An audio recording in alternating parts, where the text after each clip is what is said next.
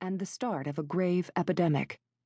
As I wrote in Betrayal of Trust, The Collapse of Global Public Health, in which the main text of this ebook first appeared, the Kikwit epidemic afflicted a town of some 450,000 people who lived crammed together, house to house in what amounted to little more than a giant village lacking electricity, running water, sewers, telephones, an airport, or more than a couple of paved roads.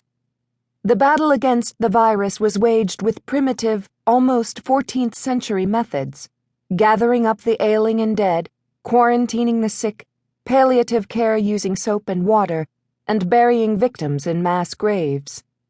The fight was waged by a heroic band of local Red Cross volunteers, a handful of medical students, 3 European Médecins Sans Frontières, Doctors Without Borders physicians, and a group of 24 scientists and epidemiologists from Zaire, and a dozen other countries organized by the World Health Organization.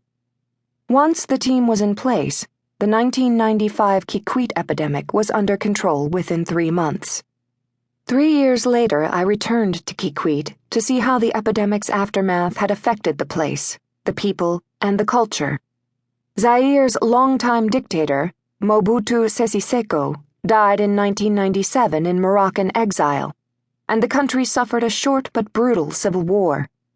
When rebels opened the vaults of the National Bank, they found only worthless Zaire's notes. Mobutu and his family had looted the nation, stealing an estimated $5 billion in gold, gems, and foreign cash. The country had been poor in 1995, but now it was in a state of dire desperation. I could not have known as I walked the streets of Kinshasa in search of a travel agent to sell me a ticket to Kikwit that the country renamed the Democratic Republic of Congo would still be suffering from uprisings, wars, and brutal militias 16 years later. I found a flight to Kikwit strapped atop an enormous crate full of agricultural tools in the hull of a World War II-era cargo plane. Remarkably, a uniformed flight attendant maneuvered between fellow passengers, also strapped to cargo, to serve Coke and cookies. And as had been the case in 1995, we landed on a grass soccer field, and I chose from a passel of hungry drivers my chauffeur for the duration of my visit. As we drove over the rutted mud roads, I eyed evidence of deterioration and worsened poverty.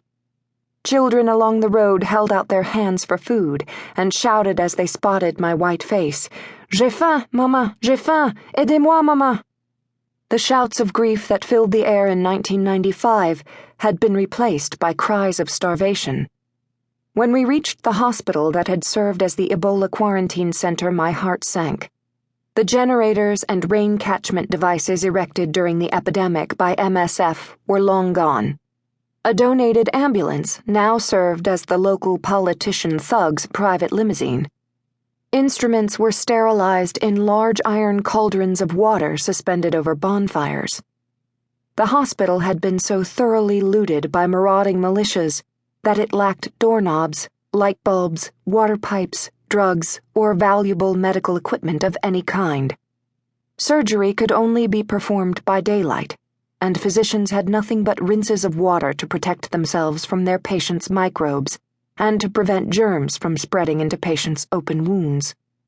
One young nurse who had contracted and survived Ebola in 1995 trembled as he described the fear that each day now brought, as he toiled in a hospital without disinfectants, soap, sterilizing equipment, latex gloves, or any protective gear. I left Kikwit in a state bordering on rage. How could the international community have stopped the epidemic, only to abandon the people to conditions that were actually worse than those they lived in before Ebola? Betrayal of Trust describes not only the Kikwit Ebola crisis, but numerous other cases I've investigated all over the world, including inside the United States, illustrating the same pattern of response and abandonment, discovery followed by complacency, urgency that devolves to amnesia. One day's public health crisis is the next's job done and forgotten. By 2013, the world had witnessed 20 Ebola epidemics in Africa. The toolkit was little augmented. No vaccine, treatment, or cure was developed over